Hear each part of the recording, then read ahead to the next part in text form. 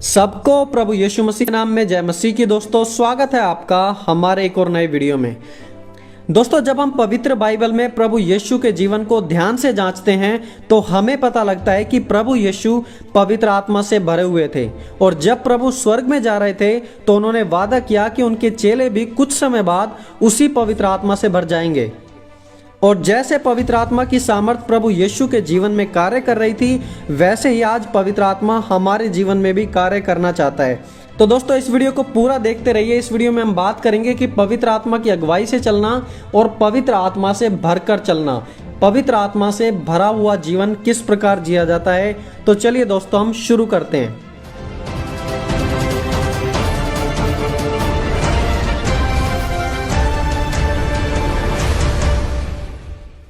दोस्तों प्रभु यीशु पर ईमान लाने से हमें सिर्फ स्वर्ग ही नहीं मिलता, सिर्फ शांति ही नहीं मिलती, लेकिन हमारे जीवन में पवित्र आत्मा की सामर्थ भी मिलती है, वो भी हमारी आंखों के सामने हमारे इसी जीवन काल में। और आज हो सकता है कि आप भी पवित्र आत्मा की सामर्थ को ढूंढ रहे हैं, उस सामर्थ को आप भी जीवन में प्राप्त करना चाहते हैं, इसलिए आप ये वीडियो देख रहे हैं। दोस्तों आगे बढ़ने से पहले मैं कुछ बातें आपके सामने क्लियर करना चाहूंगा। दोस्तों जीवन में पवित्र आत्मा का होना और जीवन पवित्र आत्मा से भरा हुआ होना दो अलग चीजें हैं। जी हाँ, एक तो है नॉर्मली जीवन जिसमें पवित्र आत्मा है और दूसरा एक ऐसा जीवन जो पूरे तरीके से पवित्र आत्मा से भरा हुआ है। जब हम प्रभु यीशु के जीवन को देखते हैं तो प्रभु यीशु के जन्म से लेकर मृत्यु तक हम पवित्र आत्मा का काम देखते हैं।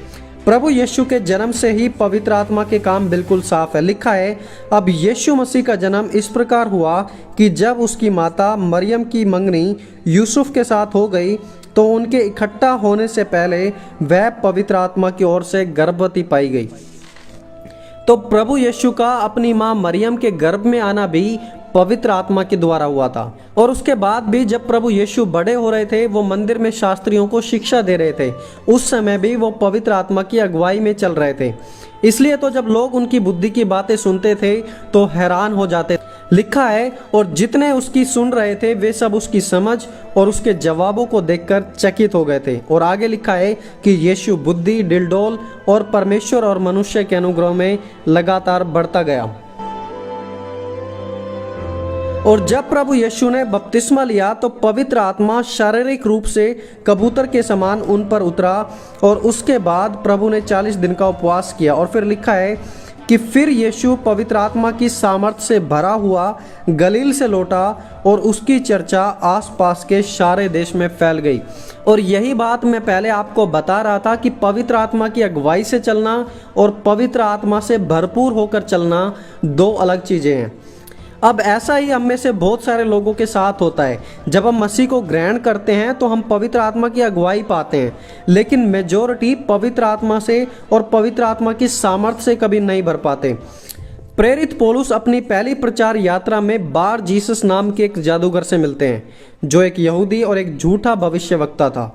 वो वचन सुनना चाहता था, लेकिन एलमियास जादूगर उसे विश्वास करने से रोकना चाहता था।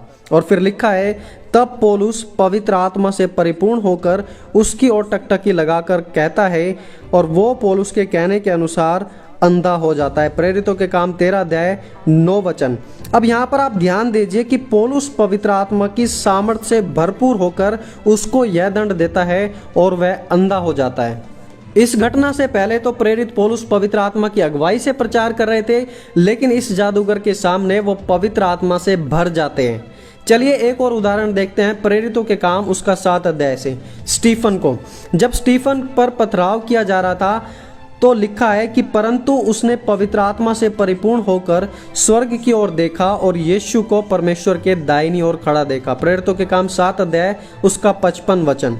स्टीफन भी पवित्र आत्मा की अगुवाई से चल रहा था, लेकिन अंत के समय में आत्मा से बिल्कुल भरपूर हो गया।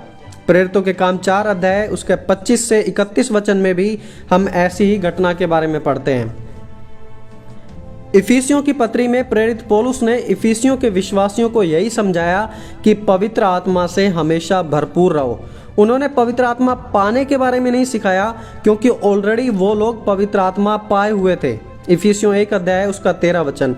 और क्योंकि वो पवित्र आत्मा पाए हुए थे, इसलिए प्रेरित पौलुस ने लिखा कि पवित्र आत्मा को खेदित ना करो। देखिए, अगर उनके पास पवित्र आत्मा होती ही नहीं तो वो कभी खेदित कर ही नहीं पाते। लेकिन प्रेरित पौलुस लिख रहे हैं कि पवित्र आत्मा को खेदित ना करो, मतलब उनके पास पवित्र आत्मा थी और प्रेरित पौलुस चाह रहे थे कि ये लोग परमेश्वर की आत्मा को, पवित्र आत्मा को खेदित ना करें, इसलिए उन्होंने इस वचन को लिखा। और आगे 5 अध्याय 18 वचन में लिखा है, परंतु आत्मा से परिपूर्ण होते जाओ। दोस्तों, आज जो हमारी जिंदगी है ये और भी ज़्यादा एक्साइटिंग हो सकती है पवित्र आत्मा से भर जाने के बाद। जब कोई व्यक्ति पवित्र आत्मा से परिपूर्ण होता है तब वो पतरस के समान प्रचार करता है और 3000 लोग एक ही बार में विश्वास कर लेते हैं। जब आप पवित्र आत्मा से परिपूर्ण होते हैं तो अद्भुत चीज़ें जीवन में घटने लग जाती हैं। आप स्टीफन के समान स्वर्ग को खुला देख पाते हैं। आप प्रभु की इच्छा को उचित तरीके से पूरा कर सकते हैं। देखिए, ये कुछ ऐसा होता है कि हमारा जीवन एक खाली ग्लास के समान है और परमेश्वर एक बड़े भरे हुए जग के समान है।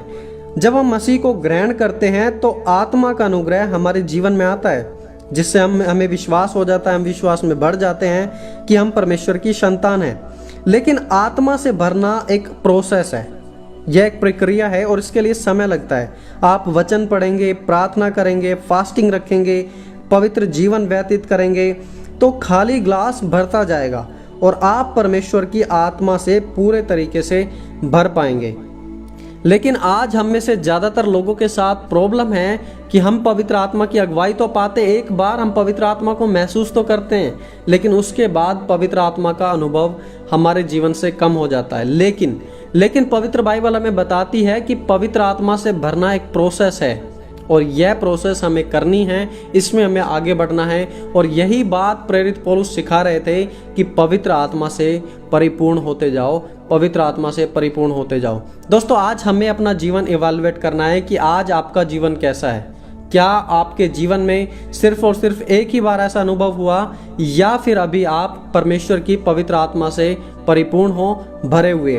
और दोस्तों, मेरी प्रार्थना रहेगी कि हर एक व्यक्ति सिर्फ आत्मा को एक बार ही अनुभव ना करे बल्कि पवित्र आत्मा में भरता चला जाए और पवित्र आत्मा का अभिषेक जीवन से झलकने पाए। तो दोस्तों, खुदा आप सभी को बरकत दे, आप सभी को पवित्र आत्मा में बढ़ने में मदद करे। दोस्तों, गॉड ब्लेस यू ऑल। प्रभु आप सभी को आशीष दे। आप सभी को जय मसीह की।